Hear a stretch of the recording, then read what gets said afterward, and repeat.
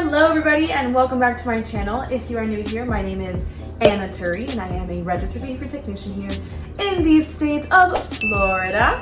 Today is part one of me showing as well as explaining to you guys how a VB-MAP assessment is ran during sessions using discrete trial training. I will be showing you today both manding, the programs of manding as well as tacting. And I will have later videos showing you a couple other programs. I am super excited for this video. It's nothing I've ever done before. Special shout out to my colleague, you know who you are, for joining in with me in this video and acting as my client. You are amazing. Thank you so much. If you are a new RBT that has just joined the field, or if you are pursuing an RBT certification, or if you are thinking about pursuing the RBT certification, please do not let this video discourage you in any way or think that this is much harder than it is. It is not. It's pretty simple, straightforward once you get the hang of it. Are you gonna have to learn different things? Yes. They have to be taught to you? Yes, but they will be. They should be taught to you during your competency assessment. This skill in particular, we will be going over discrete trial training or discrete trial teaching, also known as DTT, however you guys want to call it. But I still encourage you to watch this video anyway so you can get a heads up of what you will be learning in the future. So do not forget to give me a thumbs up, subscribe, and turn on notifications so we are on this same page and you know when I post next, which is on a weekly basis, by the way. But anyways, enough chit chat. Let's get into it, shall we?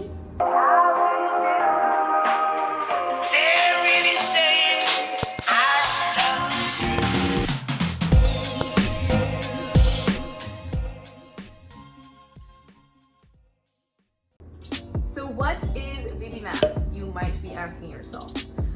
In a nutshell, VB-MAP is a developmental assessment that is intended to teach its learners language as well as social skills to catch them up to their typically developing peer. These skills are taught and learned in a developmental sequence. Really quickly before I get into it, I do want to explain the layout of today's video. I will be first explaining the program. I will then cut into me and a client, which is really just my colleague who is also an RBT, doing a session. Okay, that will be one whole clip.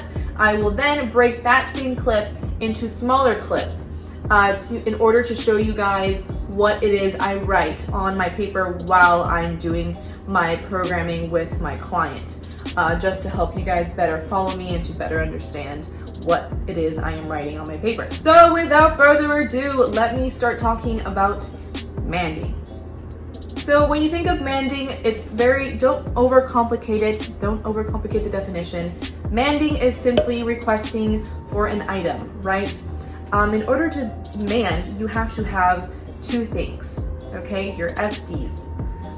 Your SDs in this case are going to be your motivating operation. You need to have motivation, as well as a visual stimulus.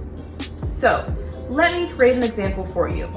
Let's pretend that my client and I just went out for a mile run. And I mean it when I say pretend because I don't just run miles, okay? So let's pretend that we went out and we ran a mile. And on top of it, it is 90 degrees outside, okay?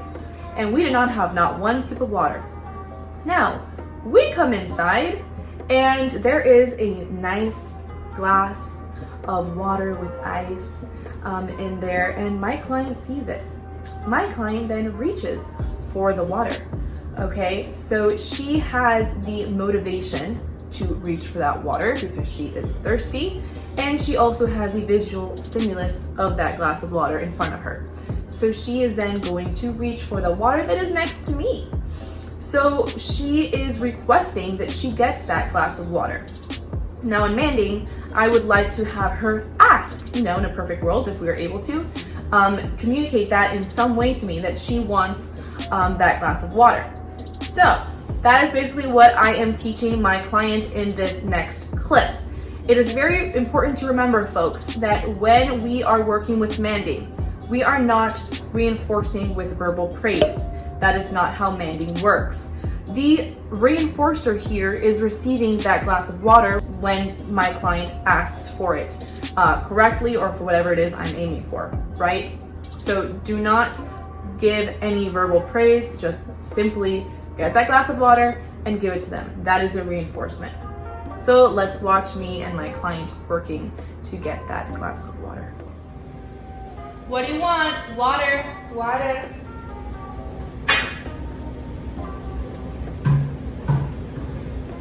What do you want? Water.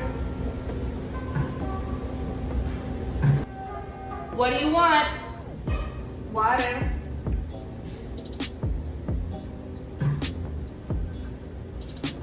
What do you want? Water. What do you want? Water. Water.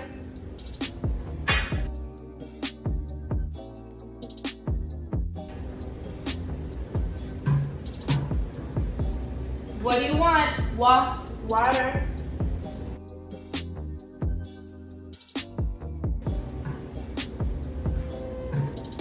What do you want? Water.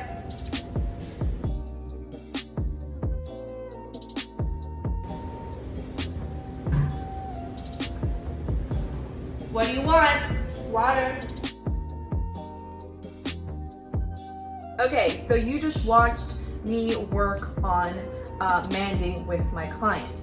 Now, manding is what we call a verbal operant, right? So what I'm looking for is a verbal response from my client. So what you saw there was me going down from the most amount of help to the least amount of help given to my client, right? Because at the end of the day, we want them to independently, in this case, request the water. So a full prompt, which is the F that I'm circling for full, I am saying water completely because I want her to say water. Then we move to the P that you saw on the paper. That stands for partial. So in a partial verbal operant, you are just going to be saying the beginning sound of the word that you were saying. So in this case, I said wa for water, and it's again giving her less help than I gave her before. Then you see me circle that G. So the G in this case is for gestural. In this example with verbal operants, you see me mouth the word water, right? So I'm again giving her even less help, trying to get her to say water independently. And then again, at the very end, I, you guessed it, is for independent. I want her to request the water by herself without any help whatsoever. Okay, the next program that we have is tacting. Now, tacting, to keep it very simple, that is my goal here, guys, on my channel. I'm trying to keep things simple, layman's terms. I could sit here and read you Skinner and read you the Cooper book, but ain't nobody got time for that, okay? So, keeping it simple. Tacting is labeling. So, labeling this light that's in front of me, this is a camera that I'm recording on, that's a computer behind me. I am tacting different items around me, okay? The SD for tacting is what's this? So I can say, what's this? I'll reply, candle, right? That is tacting in a nutshell, all right? Tacting, like manding, is a verbal operant as well. So we will be doing the same strategy that we did in the previous video, as far as going from full to independent, that's the same strategy there. So let's go ahead and take a look at how me and my client work on tacting the word cat. What's this? Cat. Dog.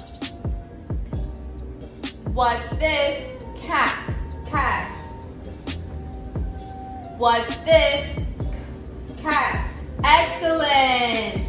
What's this? Cat. Good job. What's this? Cat. Excellent, high five! You did it! What's this? Cat. Dog.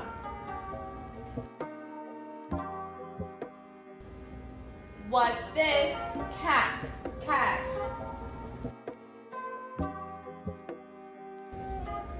What's this? Cat.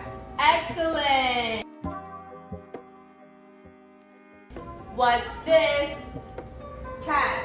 Good job! What's this? Cat. Excellent, high five! You did it! So we start at full, right? I asked her, what's this? Gave her the full prompt, which was cat, and she said dog, the incorrect response. I did not praise her for that incorrect response. I moved on to the second trial, and I asked her again the same thing, full, for cat. She gave me the correct response. I provided her praise, right? So, very simple rule here. As your client moves down when doing DTT, as long as she's moving down, or he, of course, you are able to provide praise. When they are moving up, that is only because they are giving you the incorrect response, excuse me. And that is when you do not provide them with any praise. So from partial, I gave her the partial prompt, which was k. She got it correctly. She finished my words and she said cat. We then moved on to gestural. I gave her a gestural prompt of cat, mouthing cat. She said it correctly, circled that guy, we moved on down. You notice that as we move on down, I give her praise. So then we end up at the I, and she gets it correctly by herself. Guys, this is the goal here, independent, right? When you reach independent, it is ideal that you give them the biggest praise that you can get out of you, you know? It usually comes pretty naturally because that's what you're aiming for anyways. So when I do it, it comes naturally. I don't even have to think about it, but just so you know, we want to give them the biggest praise. We want to make sure that they know this is where you have to be. This is where I want you, right? So that is what I have to say on tacting. All right, so that is all I have for you today of my part 1 of this little DTT programming, VB map, whatever you want to call it. Just trying to help you guys out, you know, trying to get us as a field more educated and doing things the right way, the correct way. Knowledge is power. I believe that, and I don't think that there is enough knowledge out there for us to access in layman's terms. So I hope this was helpful. If you are studying for a competency assessment, relax. It's not something that just comes to you naturally. I can say this from experience. I used to train people, potential RBTs, aspiring RBTs, I guess I should say, on this. So I've had my, my practice doing this. So this didn't just come naturally to me either. So don't worry, okay? You guys are gonna learn this. You're gonna be great. Super happy to be here to try and help you out as much as I can. So please go ahead and give me a thumbs up if you do enjoy this video. Next time we will be going over a couple more programs that I want to teach you guys. Thank you so much and have a great day or night wherever you are. Bye!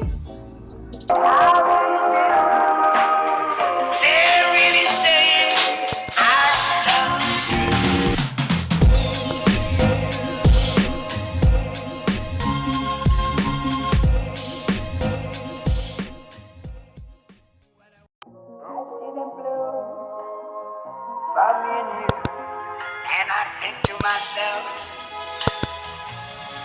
what a wonderful world.